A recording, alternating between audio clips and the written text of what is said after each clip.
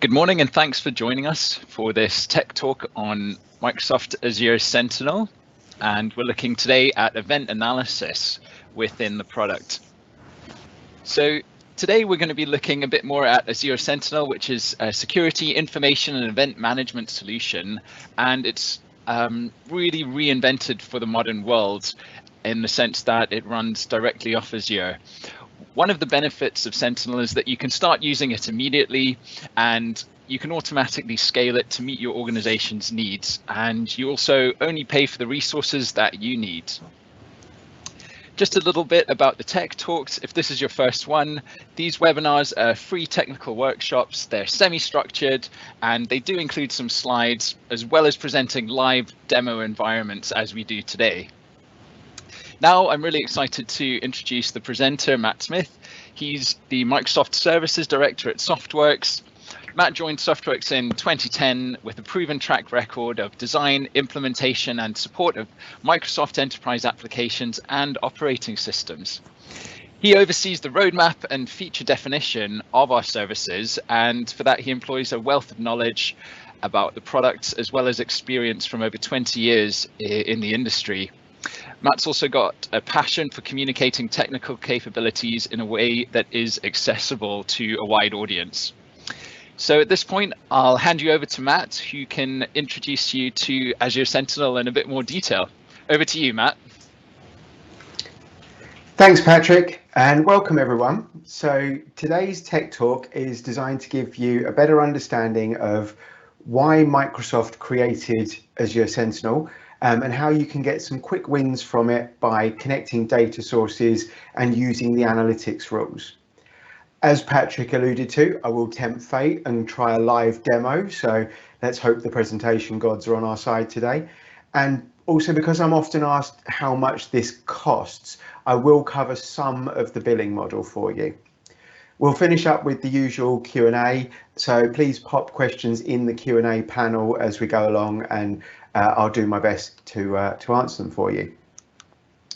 So let's start with a little context around why Sentinel exists. As I'm sure some of you are all too aware, we're faced with an incredibly difficult task of trying to protect an ever-expanding IT estate from an ever-increasing number of cyber threats.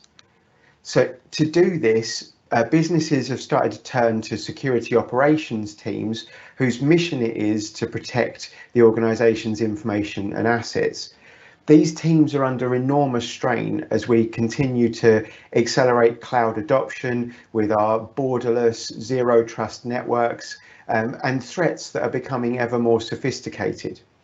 A problem that we regularly see, even with the smallest of deployments, is this sort of alert fatigue. And in simple terms, we're now employing so many systems in our cybersecurity defense that the number of alerts is becoming overwhelming. And we risk that missing that critical signal that could have prevented the next breach. Also, to make this whole scenario just that little bit harder, right now there's a significant skills shortage in the security operations space.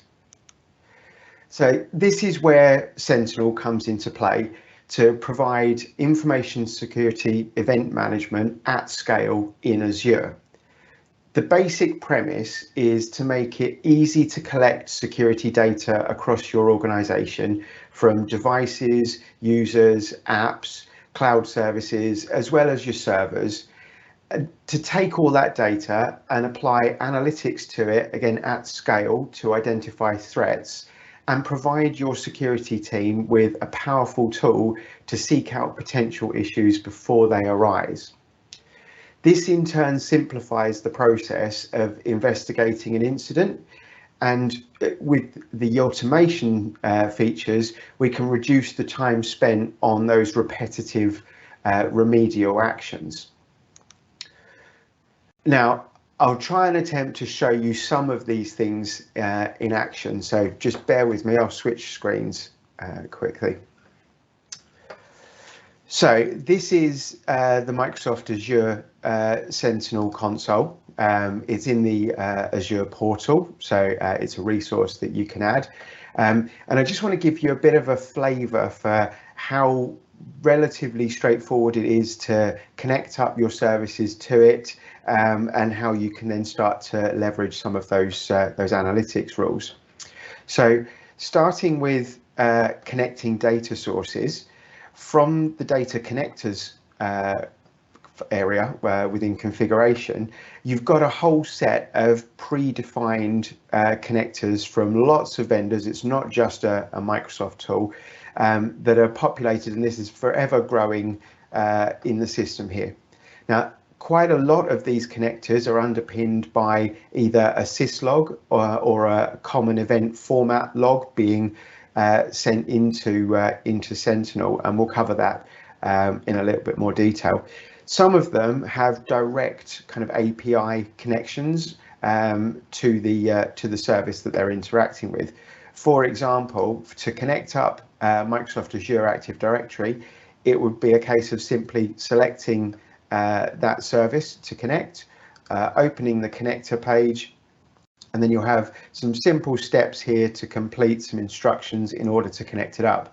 So in here, as long as I have the relevant rights to be able to attach to the Azure Active Directory, I would simply tick all the boxes that I want to connect to the service, hit apply changes, and the system will go out and start collating logs, the sign-in logs and all the other event logs from that particular service. Exactly the same thing is true of the Azure protection services, so the Azure Defender. And one that's really quite important as we build out all of these cloud services and have our own systems and things that are running in Azure and our own services that we've created is the ability to capture all of the activity events that are going on around our resources in Azure. Exactly the same process in here for something like Azure Activity. We would open the connector and then we go through a process to connect the various different services. So if we have all the resources in this subscription to connect, we come into the subscription there, hit the connect option, it will then go out and connect that subscription so it's ready to supply us with the logging from those particular resources. Now, to actually bring an Azure resource, to have an Azure resource log into this service, if we take a network security group as an example, for one of these security groups to be logging into the Sentinel service, once the subscription is connected so that it can receive those, we then simply send our diagnostic logs over to the workspace that sits underneath Microsoft Sentinel, and we choose the events that we want to log into that particular workspace. There's a word of kind of warning or a tip, I suppose, at that point for you is because this is a security event log that we're trying to collate here, what we don't really want in this particular log workspace are metrics or any kind of utilization type information, and that will become a bit more clear when we start to talk a bit about costs and how that's structured. So we're only interested for this log workspace and the Sentinel service attached to it in the security events and the audit trail events. So that's how we connect resources from Microsoft Azure. That's hopefully fairly straightforward. Similar kind of thing applies if we're talking about the Defender range of products. So we have the Microsoft Defender for Endpoint and the 365 services. They're all basically the same kind of scenario. From the connector, we would simply go through and select the connect options.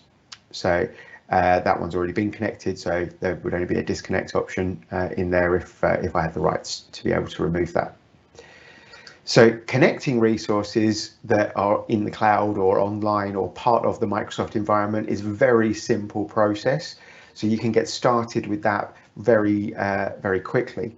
How do you connect everything else up? Well, if we were to look at, for example, your Fortinet products or your Cisco ASA products, they all generally act in the same sort of way as collecting syslog data.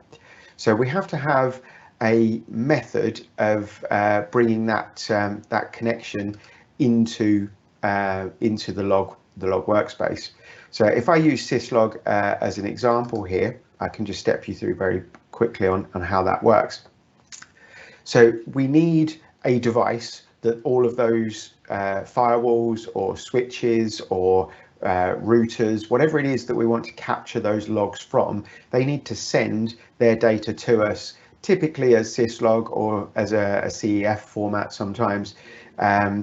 So we need an agent or something, a piece of software running somewhere that's going to receive those.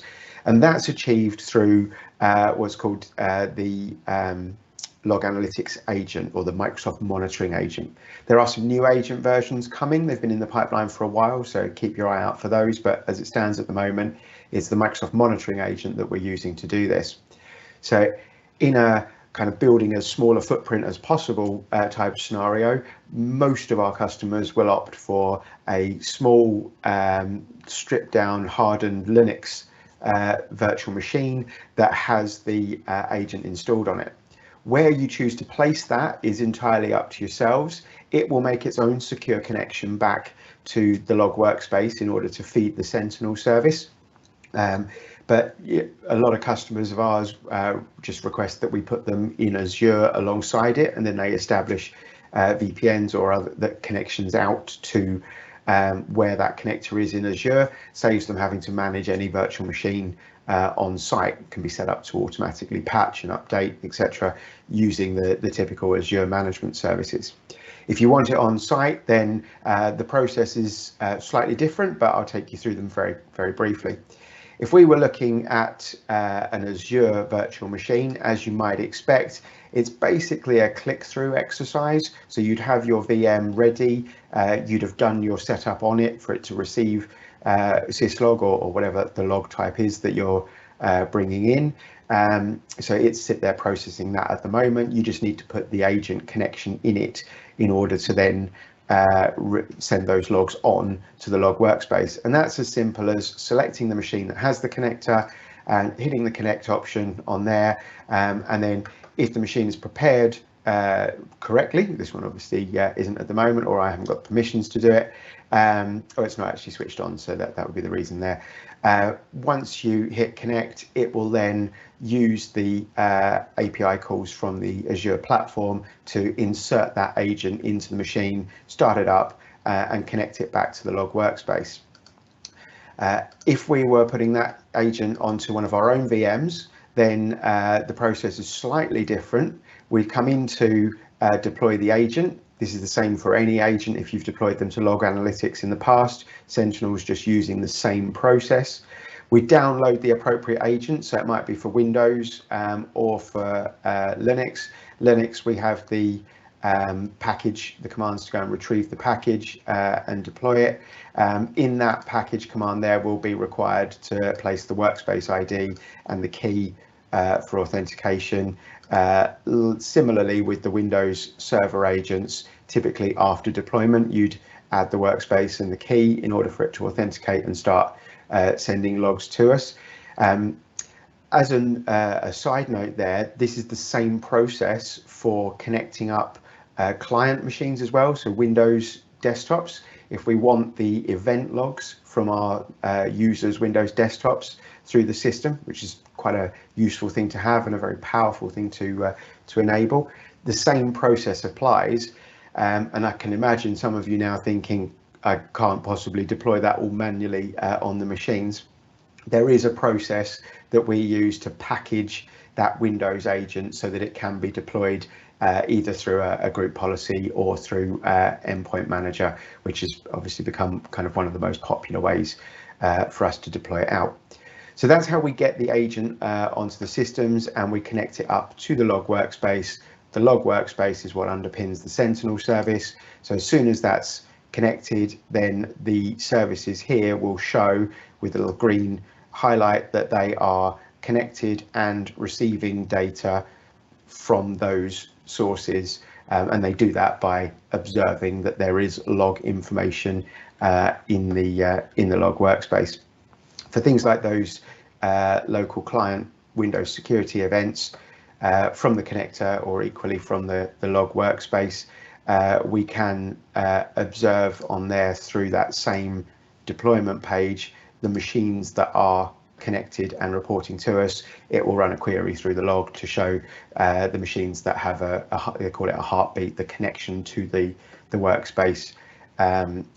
This is running for the last 24 hours. So there's a list of all the machines, whether they're VMs or Windows agents, that have connected to this workspace in the last 24 hours. So we've got a way to verify that they have deployed. So that's, in very simple terms, the basics of connecting up services to Sentinel. It's relatively straightforward. A vast number of these connectors are already created for you. There's instructions that go with each connector, and if you're interested in finding out a complete breakdown of every possible device and service that can be connected, whether it's through common event format or syslog or the built-in connectors, then please reach out and get in touch. We can provide you with a list there for those. So once we've got devices or systems and services connected and reporting data to us, then we're on to the analytics side. Now, this is really where the power of Sentinel comes in, that idea of being able to reduce a number of alerts, the kind of fatigue for the team, and to group those alerts together, produce incidents, and provide the team with a way to go and investigate and find out exactly what happened, make some intelligent decisions around it, and leverage the information across multiple devices, multiple data sources at the same time. So we have two ways to view the analytics rules and decide which rules that we want to implement and activate. From the configuration section here, you've got the analytics service, and that will list out initially all the rules that you've got connected to your logs, and it will give you access to all of the templates, the things that you can enable to go out and have monitor across the system. There's typically two different types of rule that we're working with here. They're either scheduled rules that run across the logs on a set timer, kind of every so many minutes, in order to perform a check across various different log sources and establish if something is happening. We also have these rules that receive information or events from other services. So a good example of that is Defender for Endpoint or the Cloud App Security services. They have their own analytics rules in them. So we don't really need to process that again. We've got that information already there. What we want to do is to join those up with the Sentinel service. On the connectors where that's relevant, it explains what they are. So they're not a scheduled check as such. They are sent to the Sentinel service just to have one pane of glass, one place to go to see all of those incidents or alerts happening at the same time, and to help Sentinel collate those against other data sources that Defender for Endpoint or Defender for 365 and things like Cloud App Security, they maybe don't have access to see the logs that are coming through from things like your firewalls or your wireless access points and your switches, to make a more informed decision and collate that information together. So this is a reason to bring those into Sentinel. Obviously, when we do bring those into Sentinel, we don't want to have to deal with them in two different places. So for all of those Microsoft services that perform that capability of handing off the incident, that's a two-way synchronization. So as your engineers or your security ops guys work through incidents here in Azure, that's reflected back in the Cloud App Security and the Defender 4 services by updating the status and closing off those incidents in that particular service. So to look at how you enable or activate a rule, an analytics rule that's then going to help you trigger events, you'd find it through either the rule templates here, or sometimes, as I prefer to do it, through the connector itself, because you can see in here all the connectors that you have enabled, so you can quickly filter that down to show me only the ones I've got connected, and then through the connectors page itself, there's always a tab in here for next steps. And on the next steps, you'll see all the analytics rules that are appropriate to that connector. There's no point enabling a whole load of analytics rules if you're not receiving data that is suitable, to actually generate anything from that analytics action. So if I wanted to see on here alerts generated for brute force attack against the Azure portal, simply a case of selecting that entry, hitting the create rule option on here. It's predefined for us, so we've got some details filled in. You might want to change the severity if you wanted to. We're going to turn it on because that's the step that we're going through. The logic of how the rule works is here for us to view. This is in a custo query language. So any of you familiar with SQL, it's pretty similar in how you interrogate the logs, because log analytics is effectively a set of tables that we can query across. So KQL is our language that we use to do that.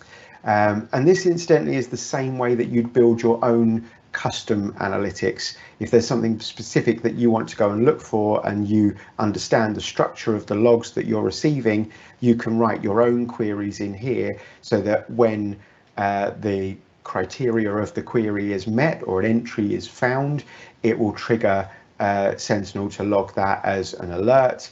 And then, as we can see through here, we can then decide to group those together. That's how we start to reduce alert fatigue for the team.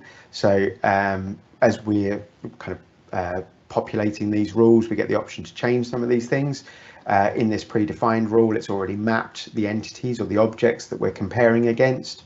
If you're creating your own, as you write the query and you select from the relevant tables, you'll then have access to the entities, the services that are feeding that log information because you've included it in the query.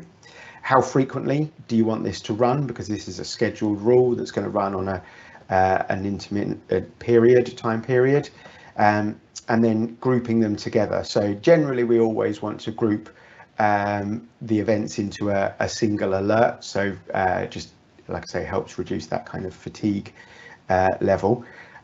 So the alert is finding the line in the table, if you like, finding that entry across the logs.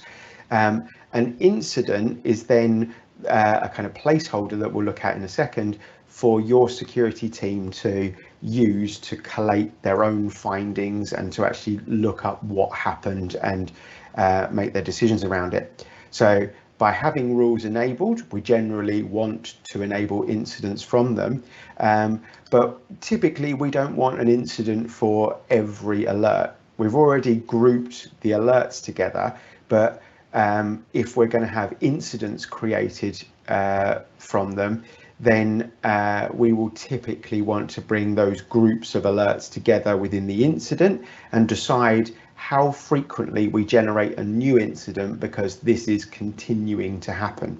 So the alerts are all being grouped already. Now, how often do we want those incidents to trigger? So it sort of raises its profile to us to see it.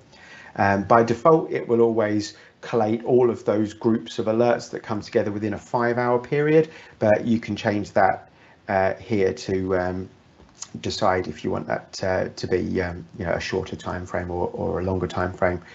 Just a little note, it says it on the screen here, but once it hits a maximum of 150 alerts grouped into an incident, it will trigger a new incident anyway. There are some limits there around how many items, but I would suggest in this scenario, if we've grouped 150 brute force attempts at getting into the Azure portal and it's still ongoing, we probably want to know that by seeing lots of incidents being logged anyway. Now we'll come back a little bit to automated responses and how playbooks work in a minute, but we have the opportunity here to take some action against that alert as it occurs. So if we have something that happens regularly and we know how to address it, rather than have the security team spend a lot of time on repetitive tasks, we can automate that here through an automated response process. We then get a review, like you typically do in everything in Azure, for what we're about to set up, and it will validate that just to make sure that we haven't missed anything that we need to have set for it to function. We hit create, and that's the rule off and enabled, and that is now running in that instance once a day across all the logs, targeting the Azure Active Directory service. That's what it's using, or the logs from the Azure Active Directory service, to establish if we've got brute force attacks going on against the Azure portal, bringing them to our attention as incidents. So when we have an incident that's created, they come here into the incident management page, groups them, sorts them by date, so you can choose the date range that you're working from. But this is where your security engineers would typically work from to establish what's going on across the business. So we'll just take a brief look at one of these just to give you a bit of an idea as to what's happening here. So this particular entry here has flagged up some unfamiliar sign-in properties. We can view the details of what this incident is about. Now, the idea of this is it's a placeholder or a record that your security team can use to collaborate with each other on. So you want to know who's responsible for it. So it has an assignment to it, so who's responsible. It has a status to it, and ultimately we're working to the point where we close this incident out and we give it a narrative as to why we've closed that. So we've got it in our audit logs. We can adjust the severity if we decide that that's different to what we want. Then in here we see a timeline of the alerts that were generated that created the incident. So that idea of grouping, you'd see the actual alerts in here, and we can click down and see a bit more detail about the entities that were involved and the tactics that the system observed in order to create that alert, which then triggered the creation of the incident. For the alert listing, this in here gives us a way to actually click through into the log itself, so we can then bring up the actual entry with all the detail that was provided for us, every attribute that was recorded in the security log. So for our security analysts, this is where we make it very quick and easy to expose and find the precise detail of what was going on with that system. And once we've found that entry, often when we're trying to understand what happened in a very complex incident, there'll be lots of different bits of those logs that we want to bring together in order to explain what happened and for it to help us understand. So that's where we have bookmarks across the Sentinel service. So I can take that one line entry in that particular log, bearing in mind that in a complex event scenario, we might have lots of entries of logs, or we might expand this out to see a few entries before and a few entries after by changing the time or not just looking at that particular ID. We might want to bookmark that as a reference to come back to. We might want to flag that against the person. So we're kind of enriching this information as we go, again, all to help the security team understand and kind of pinpoint exactly what happened. And then we can create and attach that to the current incident, and we might then go back into the logs and look for more information around that particular user, all the while building up this kind of record of log entries that we found against this particular incident.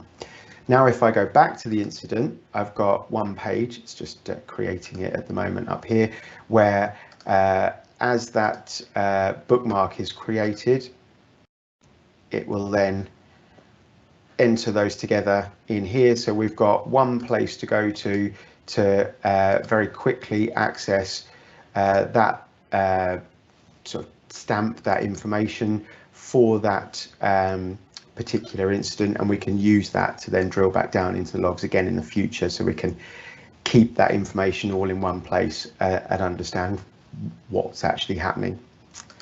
The entities part of the incident just describes all of the things that we found, all the objects, devices, users, IPs, everything that was pulled out to trigger that alert. That's where we keep one list of all of those things together. And again, to help the team, and this is all about kind of team typically of collaborating together to understand what happened, or just somewhere to keep your own notes if you're working on it as an incident in isolation. You've got a comments section here where you can keep a narrative going of what you found, why you think it's useful, and that helps you then pull the whole piece together, all with the goal of working to the point where you can then successfully close that incident off because you've completed your investigation and you're happy that you've remediated that particular problem. Now, to come back to remediation, I mentioned it briefly earlier. That's all about automation. Excuse me. Now, within Sentinel, automation starts from playbooks. So automation is about some actions that you are going to take. They might be initiated manually by the security engineer who's using this service, or equally they might be triggered directly by an alert or an incident that's been created. So I'm not going to stand here and try and talk you through the entire creation of a playbook, but I'll just give you a little idea as to how this comes together. So let's say we had an incident was created where the output of that should be to just disable the user's account temporarily until we understand what's going on, just buy ourselves some time. System's found it, the alert's gone through, disable the user's account, they'll no doubt call the service desk, but at the same time we would presumably need to notify the service desk that that's happened, and we've shut down that account so that the threat of somebody trying to gain access has been deferred for now, while we can then pursue through the logs, find out what happened. So we use Azure Logic Apps to perform these tasks. And when we're talking about Sentinel, we always start with a trigger that comes from the Azure Sentinel service. There are two different types of trigger, hopefully fairly self-explanatory, one that starts from an alert, one that starts from an incident. So if I connect it to Azure, I'm already signed in and used this before, so it's not going to ask me to sign in again, but that's connected it to the Azure Sentinel service, and I can now populate some steps that I want to take. Those of you that are familiar with Flow through Office 365, this is very similar in the way that the designer works. So it's just got access to some extra services. It's all pretty much built off the same kind of platform. So let's say the first thing I want to do is let the service desk team know that this has happened. So using Office 365 Outlook, I might want to send an email. So from here, I would just send out an email. That'll then give me the template, just like Flow would, for the notification to send out. Another common one that we find as well is to sort of try and automate the action of approving it. So we have a built-in capability here to send an approval email that will give the recipient the kind of voting button type responses, so they can approve or reject through the links, and that feeds back into the flow, so we can then do an if else type of query in here, like a trigger for the next bit. But ultimately, once we've gone through that steps of letting people know what we're doing, we want to take the action. So in the example that I gave, we want Azure Active Directory to update the user's account. And in that update action, we're not going to change any details about them, but what we do want to do is change the enablement of the account on that activity. So we would have to provide on here, so account enabled, no, we turn it off. And from the process flow, we would be able to find the user ID. That's what Azure Sentinel provided us at the start. So user ID that we're going to apply it to, and the applied change is going to be account enabled, no, in order to turn it off. Once we've got that flow in place, I need to specify the email details, so I'm just going to remove that for now. just so I can show you the rest of the process. So with that logic app in place, we can then leverage that once it's saved in the Azure Sentinel service by going back into those incident creation or the rule piece and adding that as an automation when the rule applied.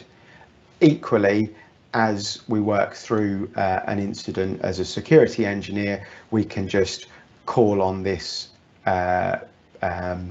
logic app as a playbook while we're investigating some activity across it.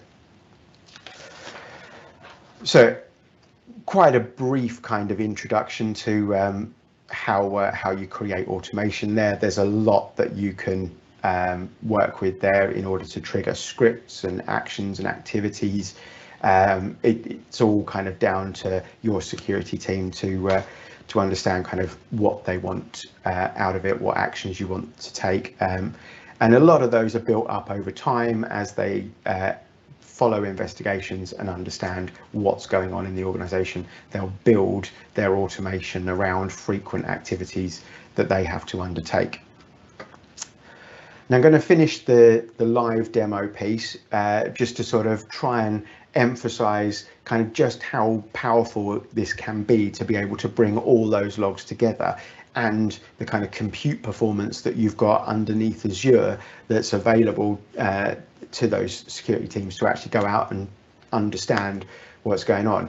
And I've gone here into the logs part, so any of you who work with log analytics, this should look fairly familiar. It is log analytics that's underneath Azure Sentinel, but because I have access to the logs, we can go out hunting across all of the log sources in order to try and understand what's going on in the business. That might be preemptive work, and this is also what will feed workbooks for dashboards that you can use for further analysis.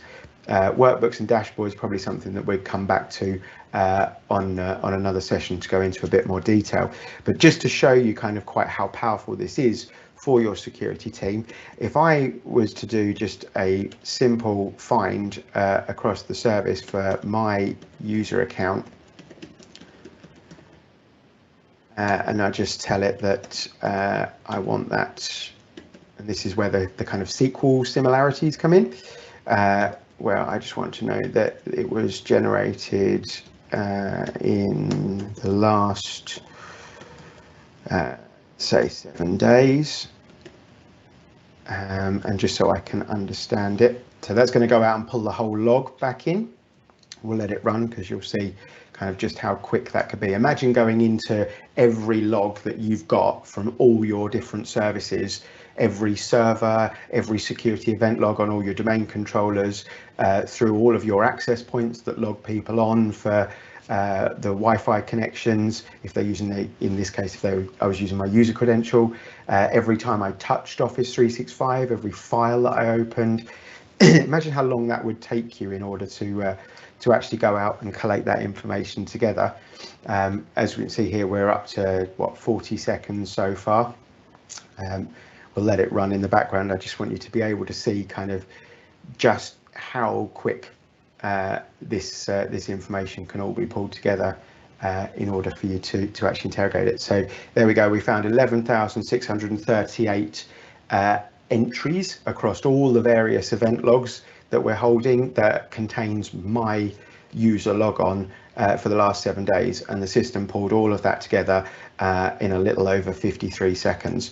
There's a lot of information there, but I could, if I just wanted to see where that's all coming from, which logs it came from, if I just do that by type,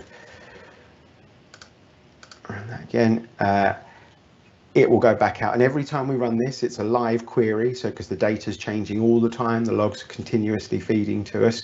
We're not caching loads of this. It's all there live.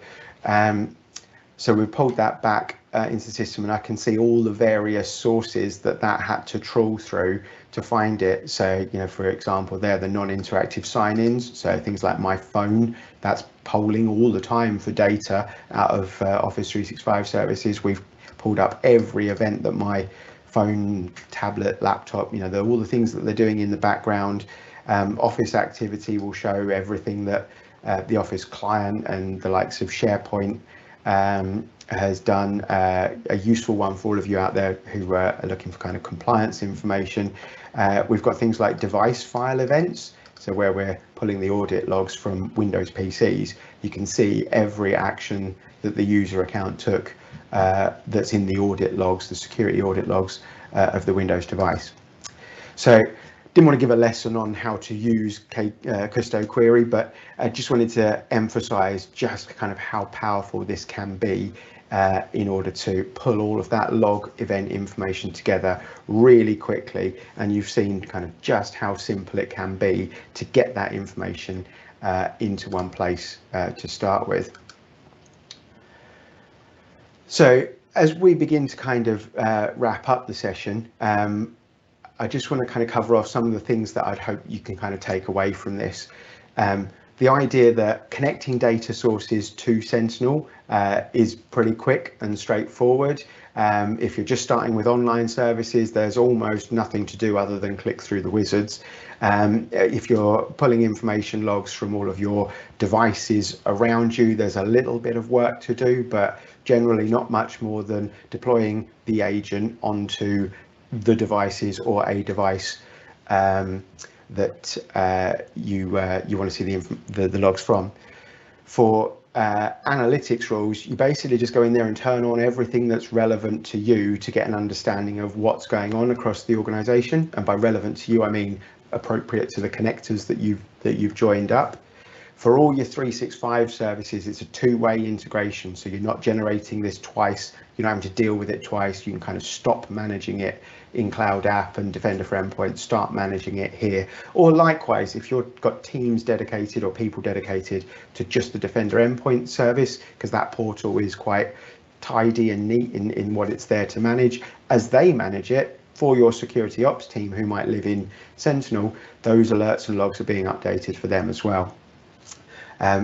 Just to reiterate, any log source can be fed into this. It's not just limited to the connectors. What the connectors do is interpret the logs as you bring them in. CEF is common event format, is a nice log format to bring in because it will have everything in the right columns. For syslog, then you're generally going to have to write your own Custo queries in order to pull out that log information at the point you want to analyze it, and there you're kind of creating your own analytics rules at that point. I'll cover the costs kind of just in terms of how it's structured, and maybe try and give you a couple of examples just before we jump into Q&A. I can see a few questions popping up, so I'll get to those in just a second. So in terms of costs, you have an ingestion fee for data coming into Sentinel, and you have a separate ingestion fee for the data coming into Log Analytics. So any of you who work with Log Analytics at the moment, you'll know how those fees work. They're kind of similar in their structure in that you can pay as you go, like per gigabyte. And in the log analytics space, the first 5 gigabytes every month is free. And this is all for ingestion, like new data coming in. Log analytics then has an additional fee for per gigabyte stored. Now, when you've got your log analytics workspace connected to Sentinel, the first 90 days of storage is included in the Sentinel ingestion fees. So there's no retention fee beyond for up to 90 days. It's beyond 90 days, you then start paying the retention fees. Those fees have a pay-as-you-go model, or if you know that your volumes of data are going to be fairly high, or what most people do is run it for a month or two, understand how high the data is, then make commitments to larger kind of discounted capacities.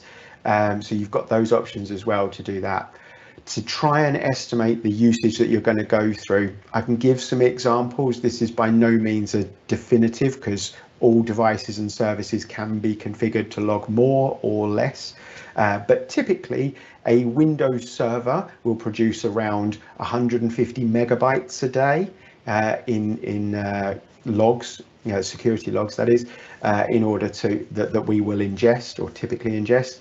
A domain controller is generally going to get close to 1.5 gigabytes a day coming at us. Your average client PC generates 40 to 50 megabytes a day, but that very much depends on the role of the person and what they're doing.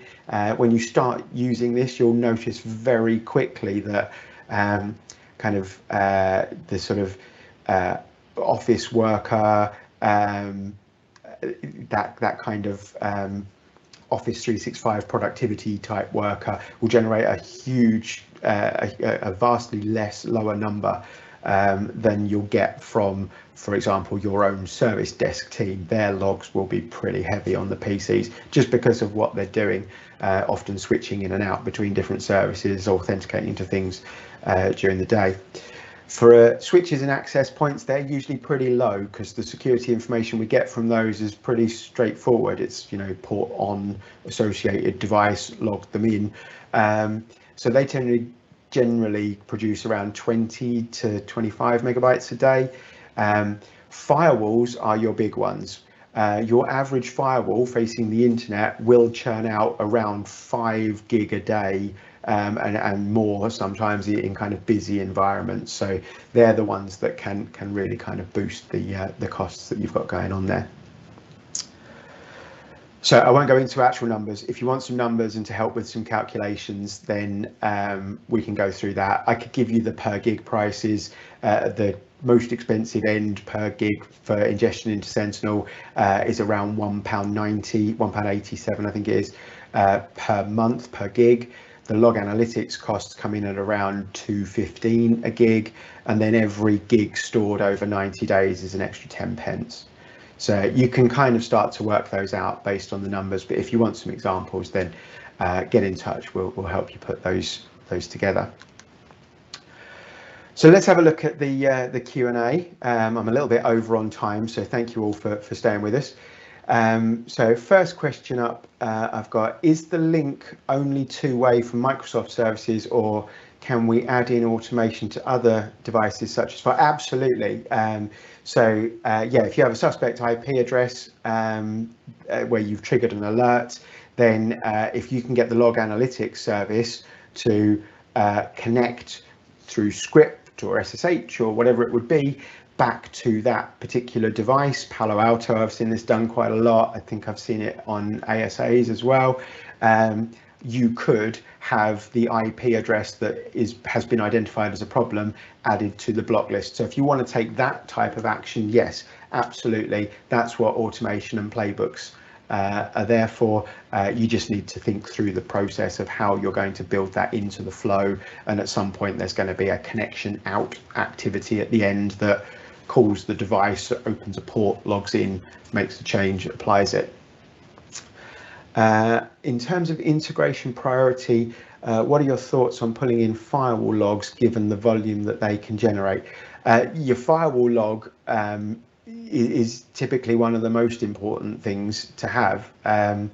You'd need to think carefully, I suppose, about what your design is. So if I have a company that comes to me they've gone Azure AD joined with their PCs, they're not really wed to the building at all. There's very little equipment in the building that's of any particular use to them. So they're operating from endpoint manager looking after the PCs, all the content services and what have you is coming from Office 365 and SAP Online and a whole load of federated services, that type of scenario.